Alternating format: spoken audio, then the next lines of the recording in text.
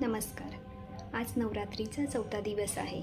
आजच्या दिवशी आपण पूजतो माँ कुष्मांडा या स्वरूपाची.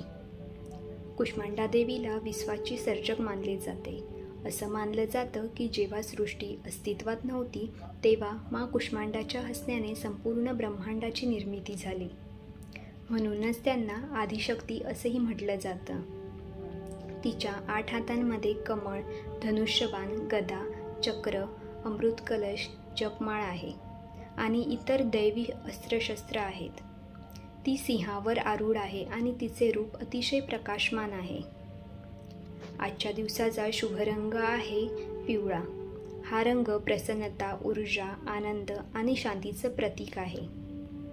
म्हणून भक्त या दिवशी पिवळ्या रंगाचे वस्त्र परिधान करतात, फुले अर्पण करतात आणि प्रसादात पिवळ्या रंगाचे पदार्थ असे बेसनचे लाडू किंवा हलवा ठेवतात.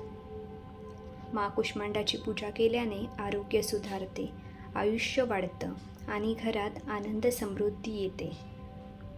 तिच्या कृपेने भक्तांच्या जीवनात सकारात्मकता ऊर्जा निर्माण होते.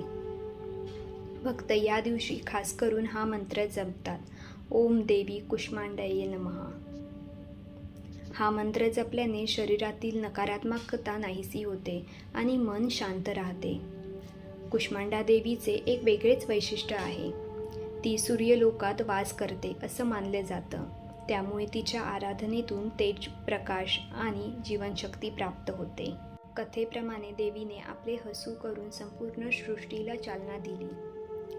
आपल्याला यातून शिकायला मिळतं की एक साधं हास्यसुद्धा किती मोठा बदल घडवू शकतं. मग ते हास्य भक्तीचे असो, प्रेमाचे असो किंवा सकारात्मकतेचे, ते जीवन उजळून टाकते. आजचा दिवस त्यांच्यासाठी विशेष महत्त्वाचा आहे, जे आरोग्यासाठी प्रार्थना करतात, आयुष्यात आनंद, समाधान शोधतात आणि घरात समृद्धी येण्याची इच्छा बाळगतात. चला तर आज आपण देवीला प्रार्थना करूया. माँ कुष्मांडा, आमच्या जीवनात प्रकाश आणि प्रसन्नता भरून टाका. जय माँ कुष्मांडा, जय माता दी.